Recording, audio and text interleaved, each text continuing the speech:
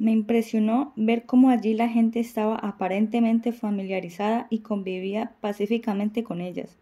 Le pregunté a don Lisímaco si no se habían presentado anteriormente epidemias de tifoidea, y dijo que no. No se explicaba por qué. Don Lisímaco era un hombre soltero, buen conversador, inteligente, vivía con su madre y 2 hermanas y a pesar de ser la primera autoridad civil del lugar, ganaba medio sueldo tan bajo, creo que 1.200 pesos, que tenían que defenderse a como diera lugar. Por debajo de cuerda se las arreglaba para conseguir una pielecita de tigre, de nutria o un racimo de plátano. Comerciaba con pequeñeces, casi que para conservar la vida y vivía tranquilo en un pueblo en el que, según él mismo me dijo, nunca jamás ha habido una muerte violenta aun durante lo que los viejos llaman la guerra con el Perú. Esto le permitía salir de caza o de pesca cuando le viniera en gana. Si no había quien lo reemplazara, solo lo amarraba a una cosa, el radioteléfono del gobierno a través del cual le informaba diariamente a Leticia que en Pedrera todo andaba bien menos la comida, los sueldos de los empleados oficiales, la gasolina, el aceite para la planta, el ACPM, las drogas del puesto de salud, el motor del bote oficial y el mismo radioteléfono. Con la ayuda de Alejandro y Borrachito, ese mismo día comenzamos a forrar la casa de Julián. Compramos en el pueblo decenas de tablas y pusimos a algunos indígenas a derribar árboles y a sacar trozos de madera. Como ya había llevado muy buena cantidad de puntillas y algunas herramientas, el trabajo nos rindió bastante. El cedro y la caoba cubrieron totalmente la estancia, que quedó entonces con todas las seguridades. Hice también una especie de almacencito con cielo raso, estantería y mostrador. Al 5.º día la casa estaba limpia y olía a madera nueva, y cuando Julián y Pirro aparecieron por la Tonina con su cargamento, ya había un albergue decente para comenzar el negocio. Se compran pieles de tigrillo a 1.800 pesos. El letrero, hecho por mí de cualquier manera sobre una tablita, comenzó a mecerse en la puerta esa misma noche, de manera que al día siguiente, cuando nos levantamos, ya todo el pueblo estaba enterado. Íbamos a pagar 15 veces más de lo que los blancos del lugar le daban al indígena por los productos de la selva. Una vez organizada la mercancía con la cual íbamos a pagar cuanto nos llevara, Julián se quedó algún tiempo para enseñarme a conocer bien las pieles, pues hasta ese momento yo casi que no distinguía entre una de tigre y una de culebra. El negocio es complicado porque, en el caso de los animales de pelo, estas parecen iguales a primera vista, pero tienen distinto valor según su tamaño y según el punto donde el cazador le pegó el balazo al animal. Así, por ejemplo, cuando los huecos están sobre la cabeza, la piel de tigre puede ser de primera, aunque además necesita medir 750 centímetros cuadrados de superficie. Las de tigrillo requieren 500 centímetros, midiéndoles la longitud desde la nuca hasta el punto donde comienza el rabo, y el ancho mínimo al estirarla es tomado en la cintura, pues en el resto del cuerpo es más ancha. En la nutria, la de primera también debe tener 500 centímetros cuadrados. En el lobo de agua, 750. En los tigrillos hay varias clases según otras especificaciones. El más fino es el tigrillo real y se conoce porque tiene las pintas marcadas en forma de garra. Presenta además 3 remolinos de pelo, una a la altura de la nuca, uno en el centro y otro abajo en el rabo. El tigrillo lanudo, a pesar de parecer más vistoso, es menos caro. Este animalito tiene el pelo más largo y luce más espectacular porque se destacan mejor los colores de sus pintas. La diferencia es tal que mientras que por una piel de estas pagaban 45 pesos, la de real podía alcanzar hasta 1.000. Se necesita ser un experto para meterse en este baile, pues hay tigrillos lanudos que tienen todas las características del tigrillo real. Los primeros clientes fueron posiblemente 3 señores que llegaron por la quebrada y desembarcaron en la puerta. Pero tan pronto los vio, Julián me dijo: «Hermano, mucho ojo con esos caballeros. Son los que mandan en el pueblo y vienen a medirnos porque el letrero les debe haber rayado el alma. Luego de que salgan de aquí van a hacer lo posible por acabarnos». «¿Pero por qué? ¿Qué mal les estamos haciendo?». Efraín, no te hagas el bobo, respondió. Este territorio era hasta hoy intocable para alguien distinto a ellos. Son dueños de los indios, de las canoas, de las pieles, de la pesca. Toda esa zona, que son miles de kilómetros cuadrados, se la tienen dividida. Aquellos hombres se presentaron como José Ángel Uribe, Jacome Cabrera y Eduardo Luna, y sin hacer mayores comentarios estuvieron durante un buen rato mirándolo todo, averiguando precios, calculando las cantidades de mercancía que teníamos almacenada. Cuando se fueron, Julián volvió a entrar al almacén y me dijo: no se les puede fiar nada, con ellos hay que tener miles de precauciones.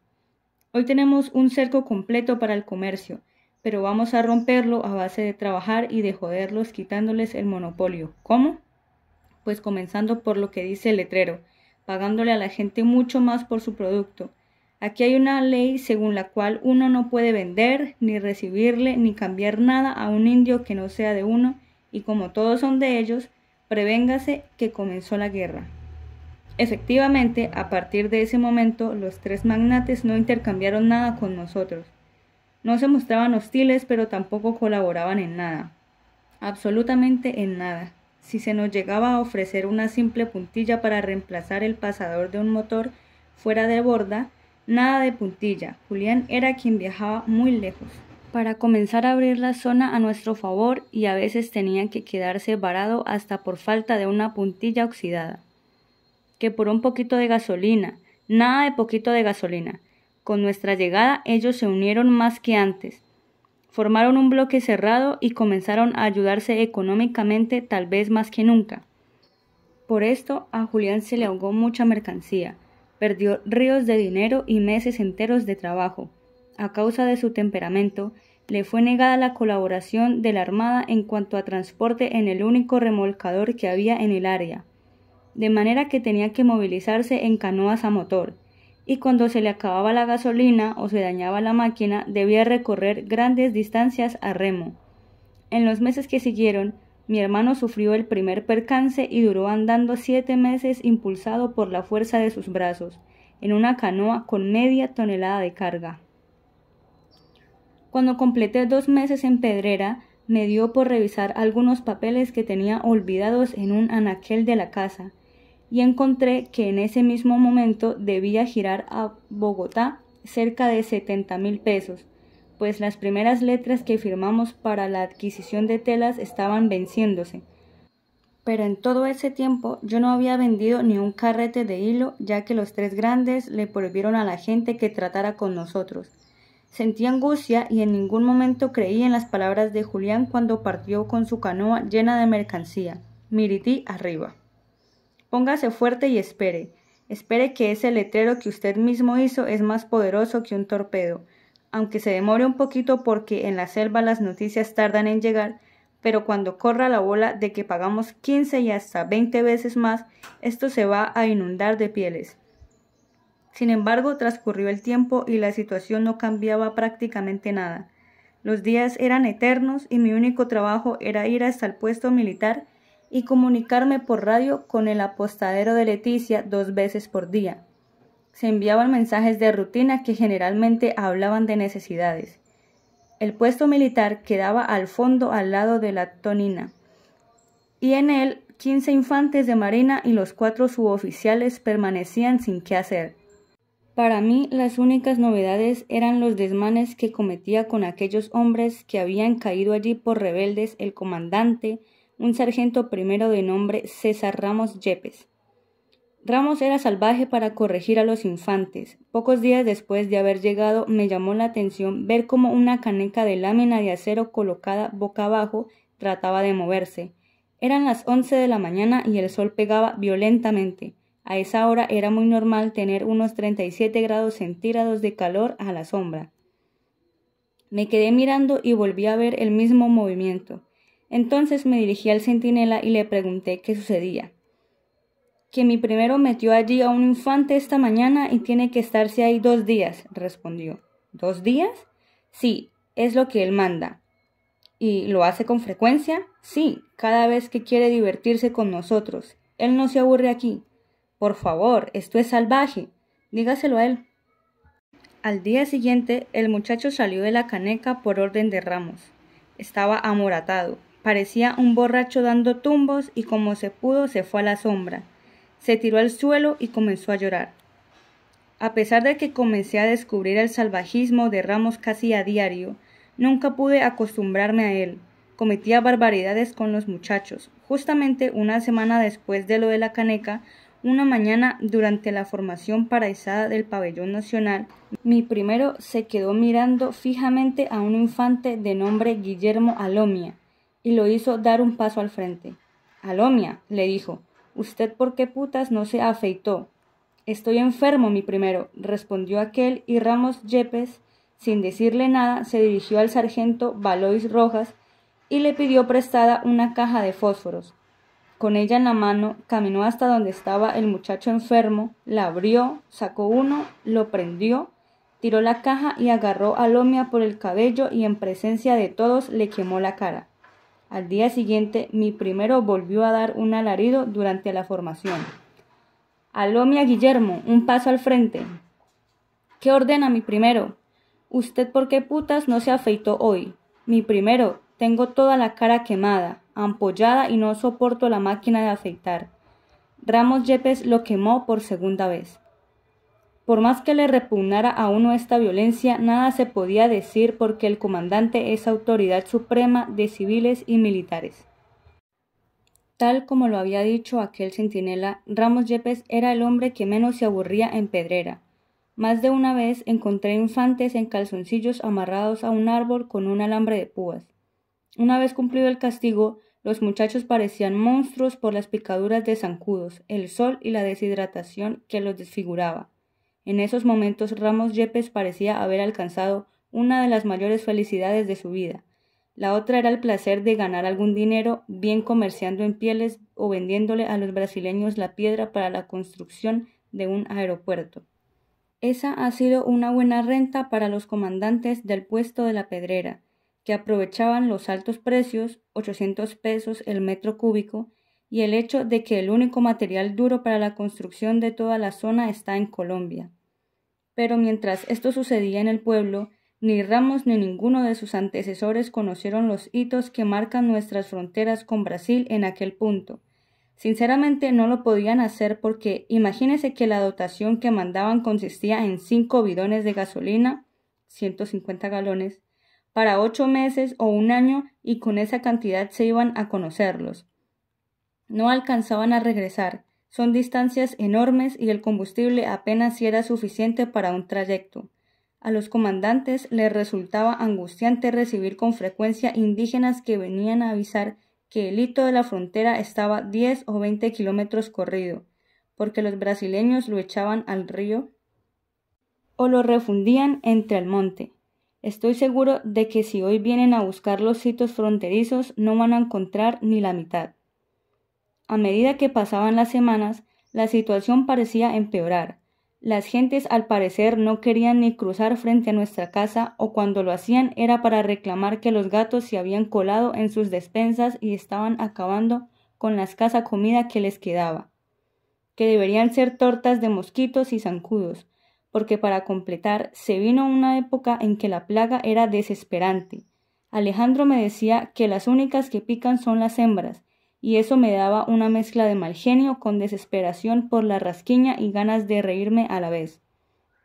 ¿Y cómo quiere que distinga de un macho a una hembra? Y si los llegara a distinguir, ¿qué hago? ¿Le digo a la mosca que no me pique y le doy un perfume francés? Alejandro, cállese la boca, le decía. Pero sin embargo, unos segundos después yo era quien lo hacía hablar. Los indios son sabios en muchas cosas. ¿Y para qué pican las hembras? Para poder tener huevos. Hay mosquitos que solo pican al hombre y otros que pican solo animales de pelo y otros que solo pican a culebras y lagartijas. Don Efraín, son muchas clases diferentes de mosquitos. Yo no los conozco, pero los abuelos de la tribu que saben muchas cosas sí distinguen algunos. Dicen que por la forma de pararse. ¿Con la pierna cruzada? Ríase lo que quiera, don Efraín, pero así los conocen los abuelos de la maloca. No estoy burlándome, lo que pasa es que me pongo a pensar cómo hacen los abuelos para ver los huevos de los mosquitos. ¿Con lentes? Con los lentes del saber, don Efraín. Hablando en serio, Alejandro, ¿dónde ponen los mosquitos sus huevos? Entre el agua, por ejemplo, las cabezas del bambú que vienen llenas de agua. También viven llenas de mosquitos y en los quiches, como les dicen ustedes los de afuera, en los charcos. ¿Si ve esa lata de sardinas desocupada que hay allá afuera? Entre la agüita que tiene debe haber huevos. Eso no dejan un solo sitio donde poner. Los abuelos dicen que uno no debe tumbar ciertos árboles en cosecha de pepas, porque en esa época hay muchos micos comiéndoselas. Y detrás de esos micos vuelan unos moscos que dan la fiebre amarilla de estas selvas. Entonces, al caer el árbol, caen también los moscos y ahí es que se jode el hombre. Uribe, Luna y Cabrera estaban cobrando muy caro el letrerito que colgamos aquella noche en la puerta de nuestra casa. Sin embargo, y aunque presentía que nos iban a aplastar, lo único que esperaba era el regreso de Julián. Pensaba trazar con él nuevos planes. A juzgar por lo que estaba sucediendo, era posible que abandonáramos aquello, pero nunca lo haríamos en forma fácil para ellos. José Ángel Uribe era un viejo blanco de unos 58, gordo, barrigón, analfabeto y de una astucia realmente aguda. Llegó a estas selvas en la década del 30 cuando el conflicto con el Perú y se enamoró de una indígena miraña de gran personalidad y de gran inteligencia y levantaron un bonito hogar. Tal vez por el apoyo de su cuñado Jacome Cabrera, el segundo magnate, que era un líder indígena, llegó a tener unos 1000 indios de su propiedad y millones de pesos obtenidos del comercio con pieles. Uribe tenía mando en las vidas y en los bienes de toda esa gente y su fortuna salió básicamente de endeudar a los cazadores indígenas adelantándoles baratijas, ropa, anzuelos, linternas, pilas, telas, que les cobraba a precios extraordinarios. Entregaba mercancías carísimas y recibía pieles muy baratas. En aquellos días cambiaba una caja de cartuchos para escopeta marca Fanacasa o Cruzeiro, que valían 45 pesos, por una piel de tigre que luego vendía en Leticia por 4000.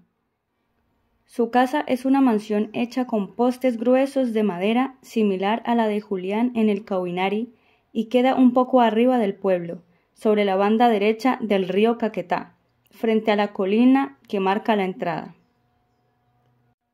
Relato de Oliva de Uribe y de sus hijas Amparo y Alba.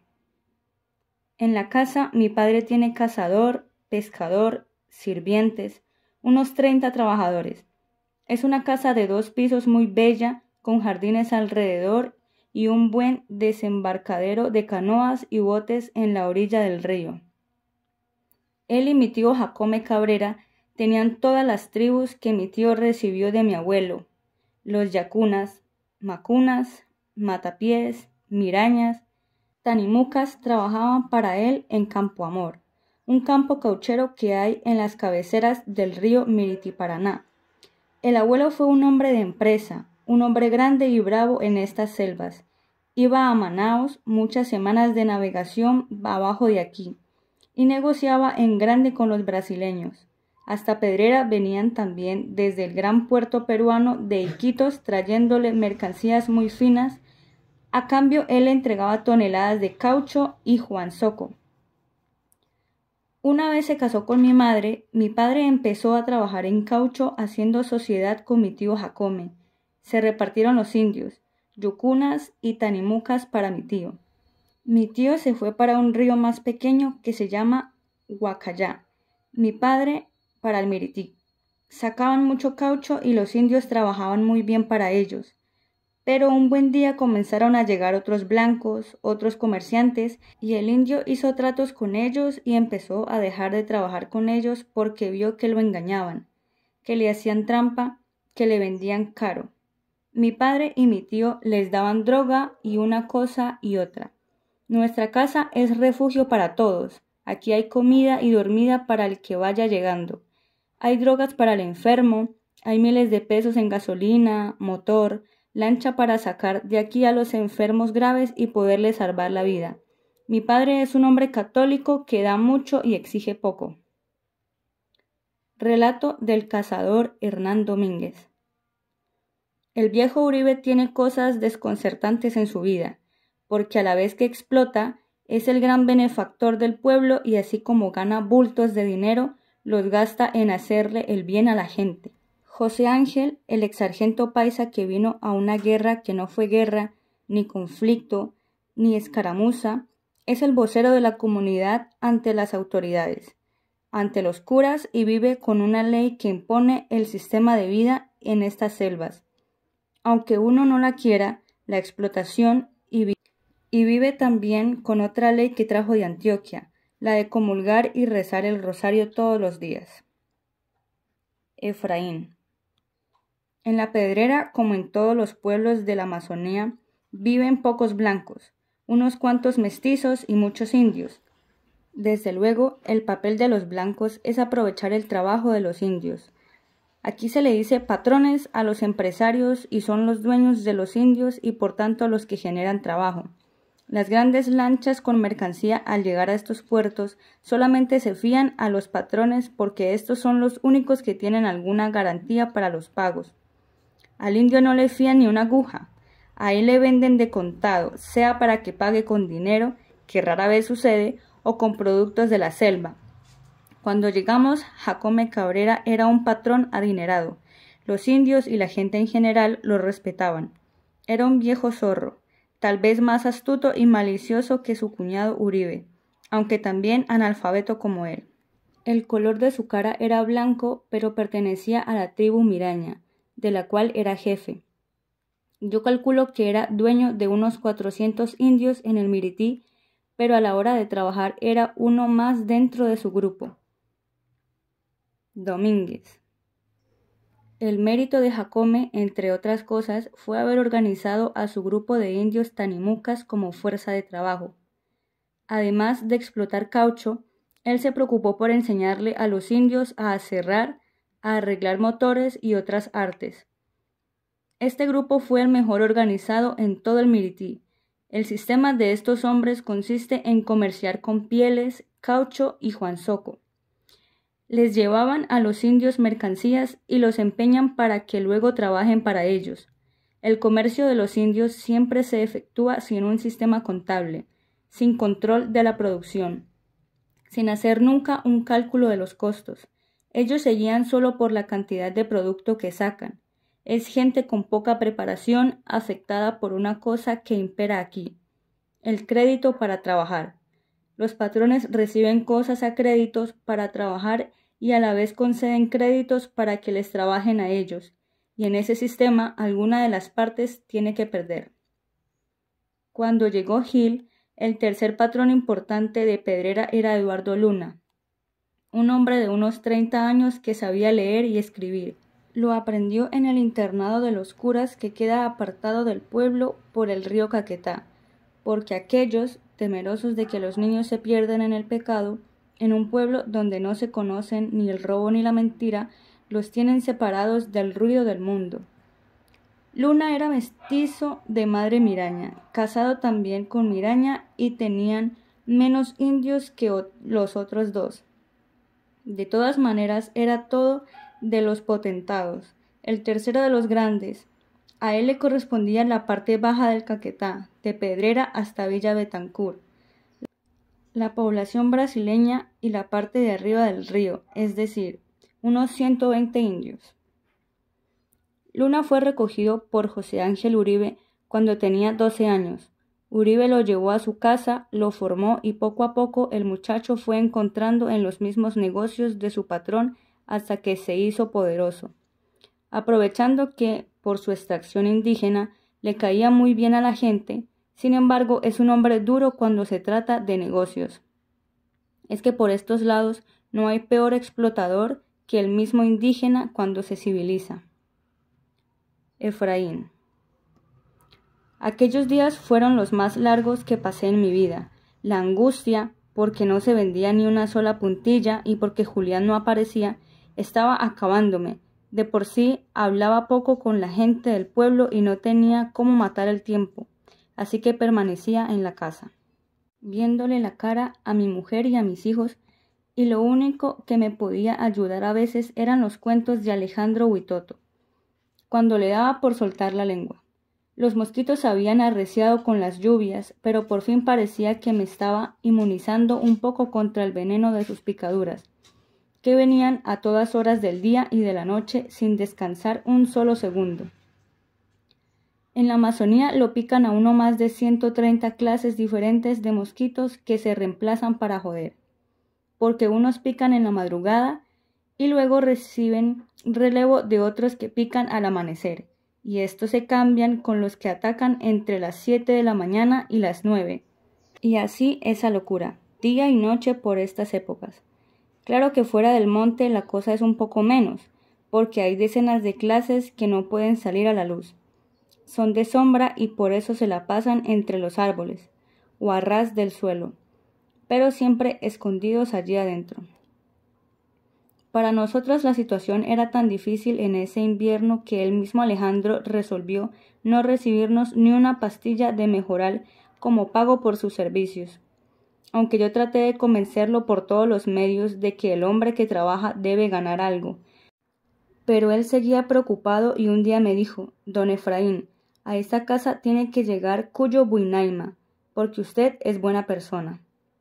«¿Y quién es Cuyo Buinaima?», le pregunté. «El que hizo al Monillé Amena». «Alejandro», lo interrumpí con impaciencia, «no le entiendo ni un pito de lo que me está hablando. ¿Quiere explicarme mejor?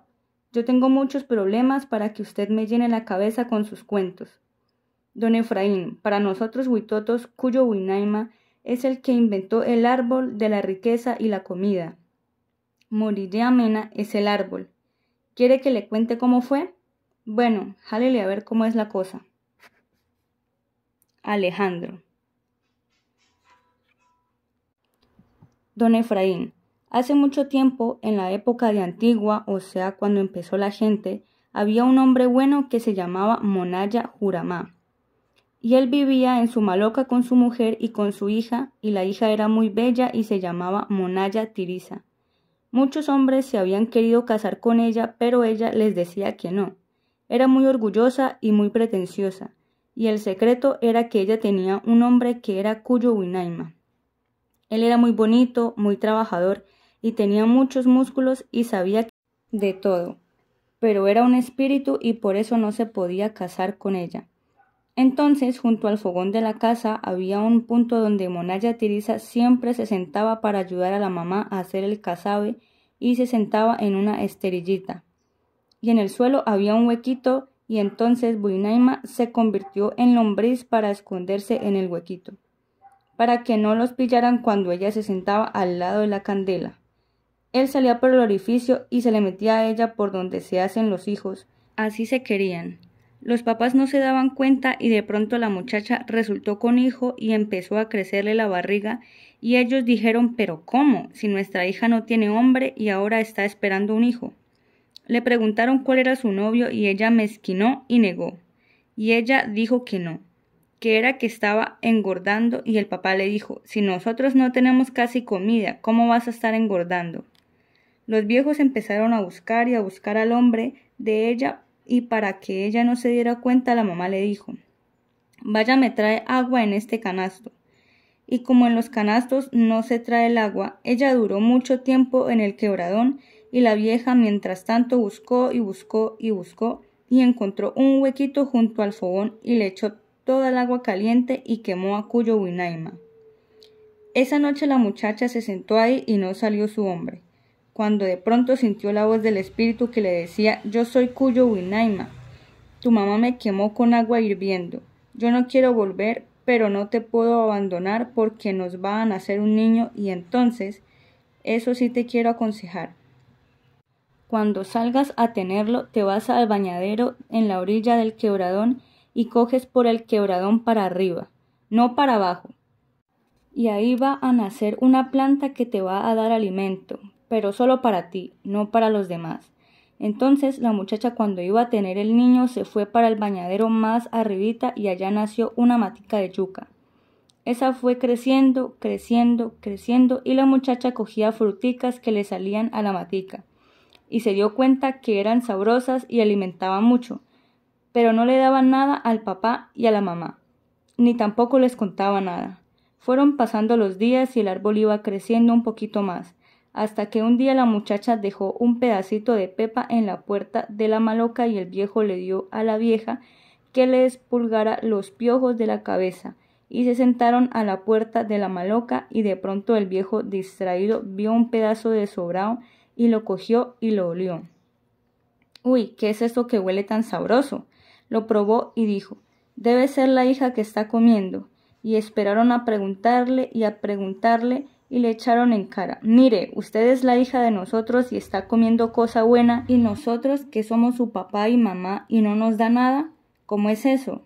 Entonces ella contó toda la historia y ya estaba el arbolito más grande y ya no era solamente yuca lo que tenía, sino que le nacían frutas de caimo, chontaduro, de todas las frutas de la selva. Y fueron cogiendo y comiendo, y el viejo por las tardes se acostaba feliz en su hamaca a cantar. Los que viven al otro lado comen puro árbol podrido, comen puro gusano, comen pura vila. Entonces los vecinos de él lo oían cantar y decían: «Ah, ¿qué será que el abuelo está comiendo que está contento? Vamos a preguntarle». Entonces se fueron a preguntarle y él les contó y les dijo: «Pero si ustedes quieren que les dé esta comida, me la tienen que pagar con algo. Vayan a cacería». Entonces la gente se regó y se fueron al monte y trajeron cerrito, otros trajeron danta, otros trajeron venado, otros trajeron pescado, otros trajeron tente, otros trajeron paujil, otros trajeron guacamaya, trajeron de toda clase de cacería. Y de ahí nació la costumbre que cuando hay baile, el dueño del baile pone toda la comida de sembrar o de los árboles y los invitados toda la carne. Bueno, entonces la gente vino y así los hombres hicieron el primer baile, y como era mucha gente, tuvieron que hacer la primera maloca, y ahí nació otro baile, el baile para la construcción de maloca. Por eso, don Efraín, cuando hoy la gente hace maloca nueva, tiene que hacer un baile para pisar bien el piso de la casa para que quede firme. En esa fiesta la gente comenzó a comer las frutas del árbol de monilla mena, pero el árbol creció tanto que la gente no alcanzaba a coger las pepas. Las veían allá arriba, pero no alcanzaban porque estaba altísimo, y dijeron: «No, ese árbol hay que tumbarlo porque es la única forma que tenemos para coger frutas ricas». Pero se les presentó el problema de que ellos no tenían el hacha. Entonces se pusieron a buscar el hacha y hablaron con los animales, que en esa época eran gente, y hablaron y nadie les ayudaba. Un día hablaron con el tucán, un pájaro con el pico muy grande, y dijeron: «Ese animal con esa hacha tan grande nos ayuda». Y lo mandaron llamar, pero no hizo nada con semejante hacha en la boca. Era un pájaro bobo que no la usaba bien. Entonces mandaron llamar a la zorra, que es muy pícara y es muy buena para treparse a los árboles, y ella dijo: «Sí, les ayudo, pero yo no puedo tumbar el árbol sino tirar las pepas para abajo». Y se subió y empezó a comer y no tiró nada. Y así es la zorra, don Efraín. Ella se mete ahora a la chagra y se come toda la yuca, todos los caimos, todo. Bueno, cuando bajó con la barriga llena, los hombres la quemaron en el guarguero para que no comiera jamás nada. Por eso tiene en el cuello una marca de pelo, ahí la chamuscaron. Bueno, siguieron en esas hasta que descubrieron un animal que sí tenía un hacha muy formidable, que era el eto, que los blancos le dicen el pájaro carpintero. Entonces lo mandaron llamar y ese sí dijo: «Yo les tumbo ese palo». Y se agarró a darle con el pico y a darle y a darle y a darle y a darle. Y le sacaba de a poquitos hasta que un día le hizo un roto tan grande que ya el árbol empezó a traquear y se fue para abajo, para el otro lado. Y lo que eran las raíces se volvió agua y se formó el mar. El tronco se volvió el río Amazonas, y todas las ramas son los ríos que van al Amazonas, el Putumayo, el Caquetá, el Igaraparaná, el Apaporis.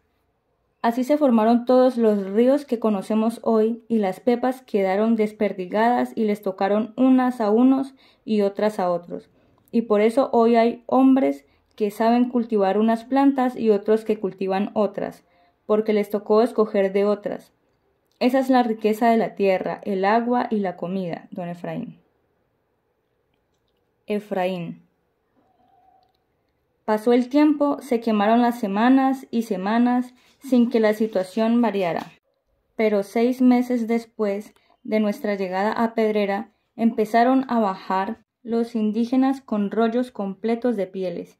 Si yo hubiera creído en los dioses de Alejandro, les habría adjudicado el milagro.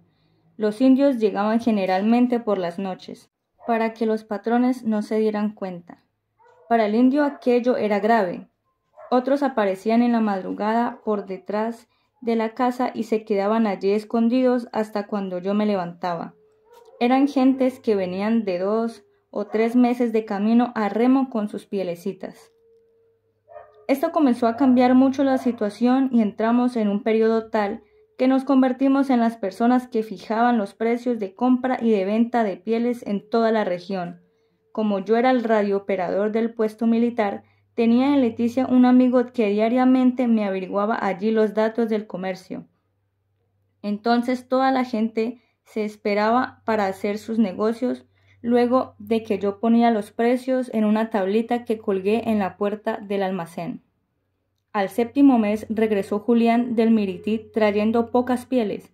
Había sido un viaje largo, costoso y de mal resultado. Sin embargo, insistía en que había que continuar realizando incursiones en la selva para abrir completamente la zona. Esta vez, me explicó, la cosa no ha sido mala si tenemos en cuenta que es nuestro primer intento para romper la barrera del Mirití, hasta ahora monopolizado por uno de los 3 grandes. Había dejado la mercancía fiada, unos 40,000 pesos, para quitarle la gente a Uribe. Por otra parte la regaló y el resto lo prestó. Era un riesgo muy grande, especialmente por la inversión en gasolina que aquí es tan cara como el oro. Por fortuna, las cosas en Pedrera continuaron bien. Las 4 primeras semanas de buenos negocios nos dejaron un balance mejor de lo que cualquiera de nosotros hubiéramos podido calcular en un principio. Desgraciadamente, el aislamiento en que vivíamos nos impedía progresar más rápidamente. Nuestras conexiones con fábricas y grandes distribuidoras de mercancías en Bogotá, que los demás no tenían, era nuestra mejor arma, pero los meses que tomaba cada salida de allí eran el peor obstáculo y parecía imposible de evitar. Inicialmente intentamos salir por Leticia utilizando los aviones de la Fuerza Aérea Brasileña que viene semanalmente a abastecer sus puestos fronterizos, pero, a menos que se trate de heridos o de casos graves, hay algunas restricciones para los colombianos. Por otra parte, el regreso era de todas maneras muy lento porque hay que hacerlo por agua.